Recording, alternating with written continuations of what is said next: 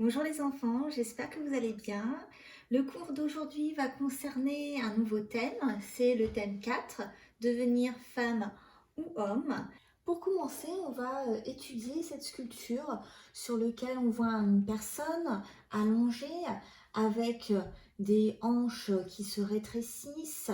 On a aussi un fessier assez imposant. On peut penser qu'il s'agit d'une femme, mais en fait, quand on se retourne, on voit une poitrine développée, mais également un sexe masculin. Alors on peut se demander, est-ce un homme, est-ce une femme? En fait, il n'en est rien puisqu'il s'agit d'une divinité, Hermaphrodite, qui est le fils d'Hermès et d'Aphrodite. À partir de cette étude, on peut se demander comment est-ce qu'on définit un homme ou une femme? En fait, chacun d'entre nous est socialement reconnu comme appartenant à un genre biologique, masculin ou féminin. C'est l'identité sexuelle, c'est-à-dire qu'au niveau de la société, quand vous croisez quelqu'un, vous pouvez identifier à quel sexe cette personne appartient. C'est à ne pas confondre avec l'orientation sexuelle, c'est-à-dire être hétérosexuel, homosexuel ou bisexuel, qui relève totalement de l'intimité des personnes. Le sexe se décline en différentes composantes. Comme on vient de le voir, on a d'abord le genre ou le sexe social, c'est-à-dire se sentir homme ou se sentir femme. En fait, il s'agit d'une construction sociale qui attribue par usage des caractéristiques différenciées à chaque sexe, mais sans aucun fondement biologique. Rappelons également que le comportement n'a aucun lien avec l'orientation sexuelle. On a d'autre part le sexe légal ou le sexe civique qui est celui indiqué sur notre carte d'identité. Et enfin le sexe biologique, et c'est ce sexe-là que nous allons étudier dans ce cours. On va donc aujourd'hui faire le grand 1, corps humain de la fécondation à la puberté, où nous allons répondre à 2 questions. Comment se met en place l'organisation des appareils sexuels au cours du développement embryonnaire, mais également comment est-ce que ces appareils sexuels deviennent fonctionnels au moment de la puberté. Et pour cela, l'activité majeure va être l'observation de l'appareil reproducteur mâle et de l'appareil reproducteur femelle.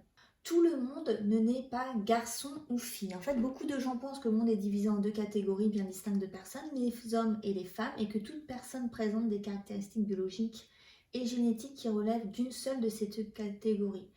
Et pourtant, ce n'est pas le cas. Il y a des personnes qui sont dites intersexes. Je vous ai pris l'article de journal sur Amnesty International. Et c'est-à-dire que certaines personnes, ce qui est quand même le cas de 2% de la population, soit autant de personnes intersexes dans le monde que de personnes rousses dans le monde, présentent un large éventail de variations naturelles qui affectent les organes génitaux, les gonades, donc ovaires ou testicules, les hormones et les chromosomes ou l'ensemble des organes reproducteurs. Ces caractéristiques peuvent être visibles à la naissance, apparaître seulement à la puberté ou encore ne pas être apparentes du tout sur le plan physique. Pour ce qui concerne les autres individus, donc 98% de la population, on a un appareil reproducteur masculin et féminin ici. Ce que je vous propose, c'est de tester un petit peu vos prérequis. Qu'est-ce que vous connaissez sur le sujet? Pour cela, ce que je vais vous demander de faire, c'est de vous connecter sur votre OMT et plutôt que d'aller dans Moodle, d'aller dans Médiacentre, donc qui correspond à une brique violette sur Net au centre. Une fois que c'est bon, vous allez dans Edumedia, puis vous cliquez en haut sur la flèche. Vous allez dans Sciences de la vie, puis Corps humain, fonctionnement de l'organisme et enfin Reproduction.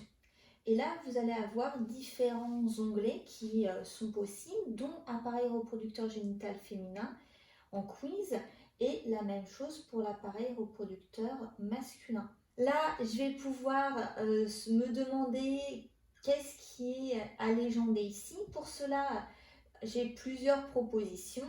Je clique sur celle qui me semble bonne. Hop, quand c'est bon, il y a un petit encart vert. Apparemment, j'ai de bons prérequis en ce qui concerne ce schéma et je peux faire pour les autres. Je vais donc vous laisser mettre la vidéo en pause pour vous tester. Je pense que vous avez eu le temps de pouvoir essayer de répondre aux différentes questions qui vous étaient posées. C'est le moment de faire le point.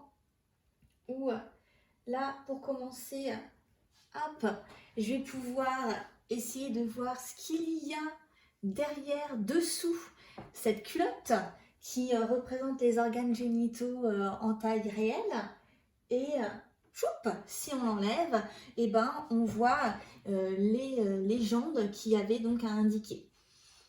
Celles qui sont les plus importantes sont donc les ovaires, qui sont les gonades. C'est le lieu où sont présents les futurs ovules, qui peuvent être tous les 28 jours, être expulsés au niveau de la trompe utérine ou trompe de Fallope.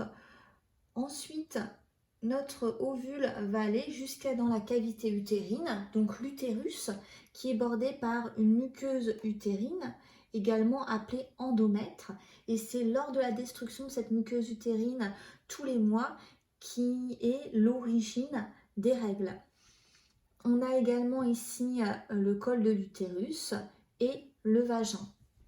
En ce qui concerne l'appareil reproducteur masculin, on a notre gonade, donc le testicule, qui est surmonté, coiffé, comme on dit, de l'épididyme, qui correspond au lieu où on va être expulsé les spermatozoïdes. Lors de l'éjaculation, ces spermatozoïdes vont pouvoir remonter au niveau des canaux déférents. Il y en a deux, hein, un de chaque côté qui correspond aux deux testicules.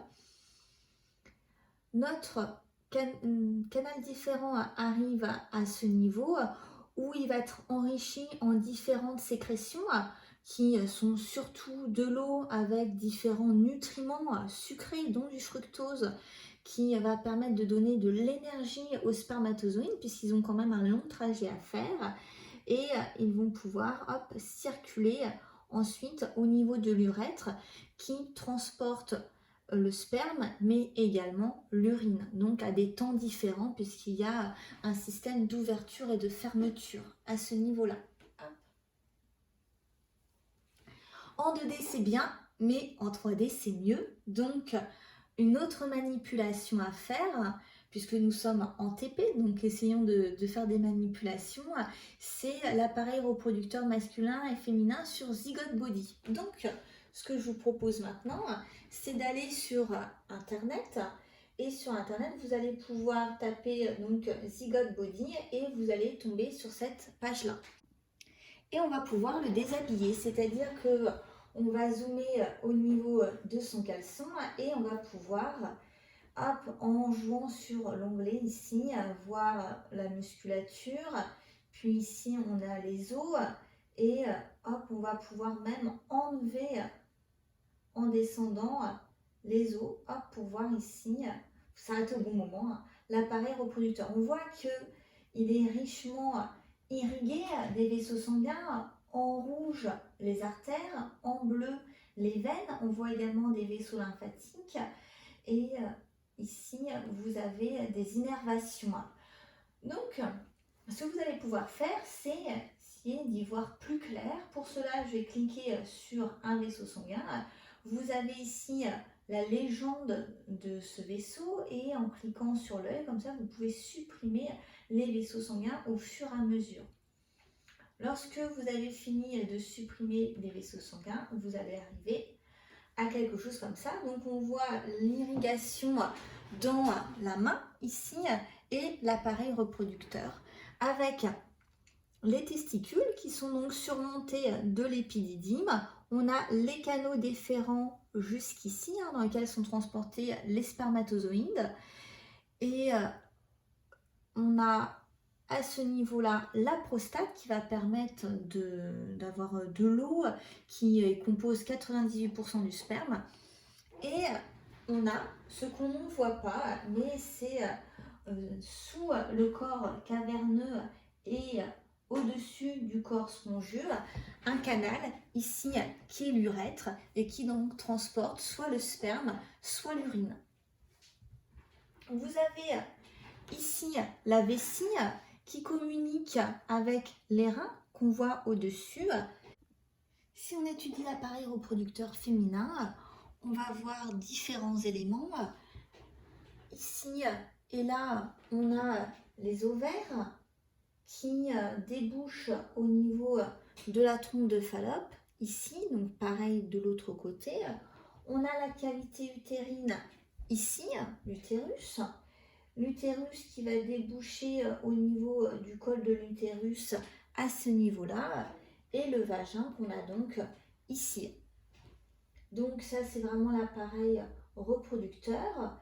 Et on a également l'appareil urinaire avec les reins situés au milieu du dos qui vont déboucher vers les uretères ici et là.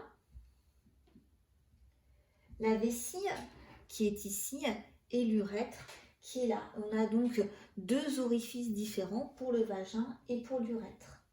Voilà le travail qu'on pouvait faire sur Zygote Body.